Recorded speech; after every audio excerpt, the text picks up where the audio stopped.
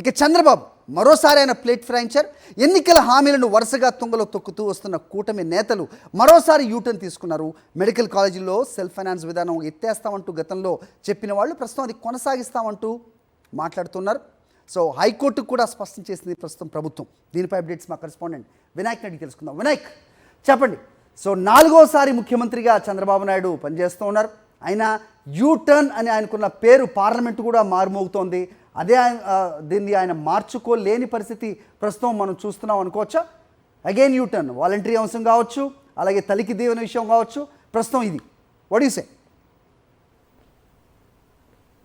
నిజంగా హరి, మీరు చెప్పినట్లుగా ఎన్నికల ముందు వరకు కూడా ఏదైతే చంద్రబాబు నాయుడు హామీలు ఇచ్చారో ఆ హామీలన్నింటి కూడా ఒక్కొక్కటిగా తొంగలు తొక్కుతూ ఆయన ఆ హామీలన్నింటి విషయంలో కూడా యూటర్న్ తీసుకున్న విధానాన్ని మనం చాలా స్పష్టంగా గడిచిన నెల రోజులుగా చూసాం.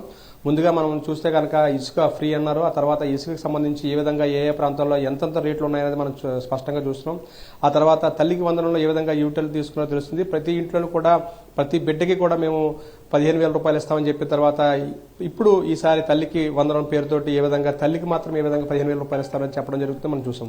ఇక ఆ తర్వాత మనం చూస్తే కనుక ప్రత్యేకంగా ఈ విధంగా వరుస యూటర్న్లు ఇచ్చుకుంటున్న ఈ కూటమి ప్రభుత్వం ఈసారి కొత్తగా మెడికల్ కళాశాలల విషయంలో యూటర్న్ ఈ విధంగా తీసుకున్నామని చూస్తున్నాం. ప్రత్యేకంగా చూస్తే కనుక ఎన్నికల ముందు సెల్ఫ్ ఫైనాన్స్ విధానంలో కొత్త మెడికల్ కళాశాలలో ఏదైతే సెల్ఫ్ ఫైనాన్స్ విధానం అమలవుతుందో ఆ విధానాన్ని పూర్తిగా మేము రద్దు చేస్తామంటూ కూడా గతంలో ఎన్నికల ముందు హామీ ఇచ్చారు. అది ఇప్పుడు మనం చూస్తే కనుక ఆ హామీని పూర్తిగా తొంగలో దొక్కి ఇప్పుడు హైకోర్టు ముందు ప్రత్యేకంగా దీనికి సంబంధించిన విచారణ సమయంలో సెల్ఫ్ ఫైనాన్స్ విధానాన్ని కొత్త మెడికల్ కళాశాలలో కొనసాగిస్తామని చెప్పడం ద్వారా వైద్య విద్యార్థులకు అదేవిధంగా పేద విద్యార్థులకు ఈ విధంగా తూట్లు పొడిచారనేది చాలా స్పష్టంగా గమనించుకోవచ్చు. ఎందుకంటే ఎన్నికల ముందు అక్టోబర్ 4వ తేదీ నాడు పెడన నియోజకవర్గంలో జరిగిన బహిరంగ సభలో జనసేన అధ్యక్షుడు పవన్ కళ్యాణ్, ప్రస్తుత డిప్యూటీ సీఎం పవన్ కళ్యాణ్ చాలా తీవ్ర స్థాయిలో సెల్ఫ్ ఫైనాన్స్ విధానాన్ని అమలు చేశారు. పేద విద్యార్థులకు అన్యాయం జరుగుతుంది, కూటమి ప్రభుత్వం అధికారంలో వస్తే కనుక ఈ సెల్ఫ్ ఫైనాన్స్ విధానాన్ని రద్దు చేస్తామనేది ఆ సభలో ఆయన ప్రకటించారు. అంతకుముందు ఆగస్టు 16వ తేదీ నాడు మంగళగిరి నియోజకవర్గంలో జరిగిన సభలో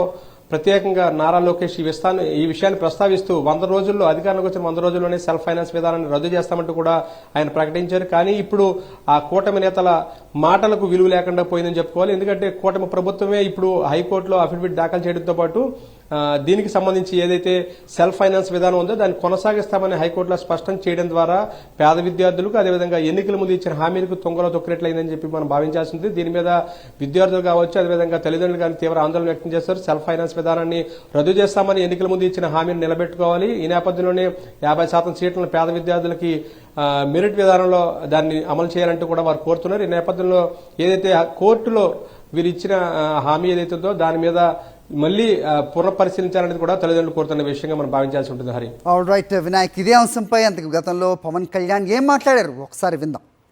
లెట్స్ వాచ్ ఇట్. మెడికల్ కాలేజీల సీట్లు కూడా అమ్మేసుకుంటున్నారు. అంటే కేంద్ర ప్రభుత్వం అదనంగా సీట్లు ఇస్తే ఆ సీట్లని తెలంగాణ వాళ్ళు అన్ని వర్గాలకు ఇచ్చేస్తా ఉంటే వీళ్ళు మటుకు సీట్ని అమ్మేసుకుంటా ఉన్నాం. చాలా దురదృష్టకరం.